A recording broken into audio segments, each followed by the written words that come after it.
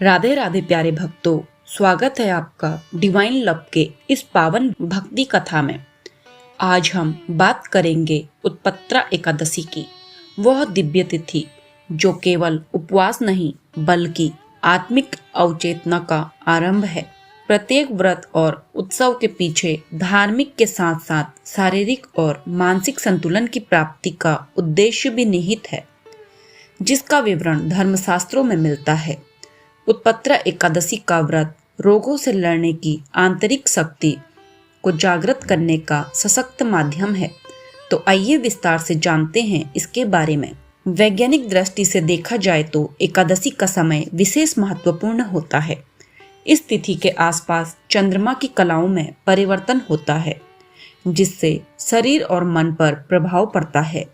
इसलिए एकादशी के दिन उपवास और ध्यान द्वारा शरीर को संयमित रखना और मन को स्थिर करना सर्वोत्तम उपाय है।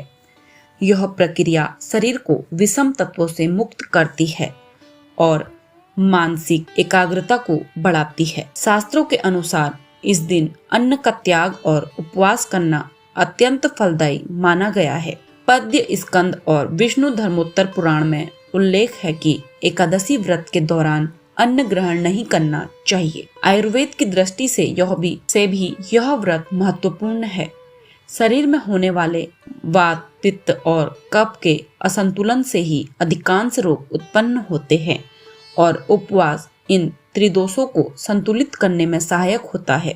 इससे शरीर स्वस्थ रहता है, मन प्रसन्न होता है और विचारों में सकारात्मकता आती है। पौराणिक कथा के अनुसार एक समय दैत्य मुर के आतंक से त्रस्त देवताओं की रक्षा के लिए भगवान विष्णु युद्ध में प्रवृत्त हुए। वर्षों तक युद्ध करने के बाद जब वे विश्राम करने लगे, तभी उनके शरीर से एक दिव्य कन्या उत्पन्न हुई। उस शक्ति ने कहा, मैं आपकी पुत्री हूँ, असुर के विनाश के लिए अवतरित हुई हूँ। मेरा नाम एकादशी है। भगवान विष्णु के शरीर से उत्पन्न होने के कारण इस तिथि को उत्पत्रा एकादशी कहा गया है। यह कथा प्रतीत है कि प्रत्येक मनुष्य में एक दिव्य शक्ति निहित है जो रोग, दुख और सकारात्मकता का नाश कर सकती है। मार्गशीर्ष मास के कृष्ण पक्ष की एकादशी को यह व्रत किया जाता है। प्रातः स्नान के बाद भगवान विष्णु और श्री कृष्ण की पूजा पुष्प, जल, धूप और अक्षत से करें। व्रतधारी को दशमी की रात्रि में भोजन नहीं करना चाहिए। इस दिन भगवान विष्णु का पूजन, पितृ तर्पण, पीपल वृक्ष में जल अर्पण तथा दान पुण्य करने से सौभाग्य और आरोग्य की प्राप्ति होती है। श्री कृष्ण ने स्वयं युधिष्ठिर को उत्पत्रा एकादशी का महात्म्य सुनाया था। कहा गया है कि इस व्रत को श्रद्धा और विधि विधान पूर्वक करने से सभी मनोकामनाएं पूर्ण होती है। उत्पत्रा एकादशी आध्यात्मिक उत्थान का मार्ग प्रशस्त करने के साथ साथ शरीर, मन और आत्मा तीनों को संतुलित कर जीवन में अवचेतना और कल्याण का संचार करती है। ध्यान और अवचेतना का संदेश। उत्पत्रा एकादशी केवल शरीर का उपवास नहीं, यह मन, वचन और कर्म की शुद्धि का अवसर है। ध्यान करें, भगवान विष्णु के चरणों में अपना समर्पण करें, मन को वासना, क्रोध और अहंकार से मुक्त करें।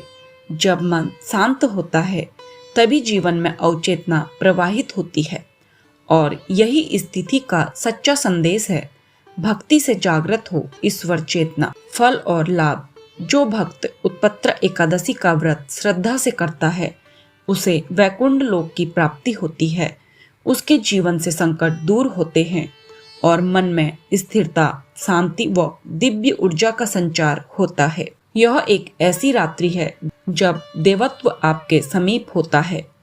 तो इस उत्पत्रा एकादशी केवल उपवास नहीं, अपनी आत्मा को जागृत करें, भगवान विष्णु से प्रार्थना करें, हे प्रभु, हमारे जीवन में भी भक्ति की अवचेतना उत्पन्न हो।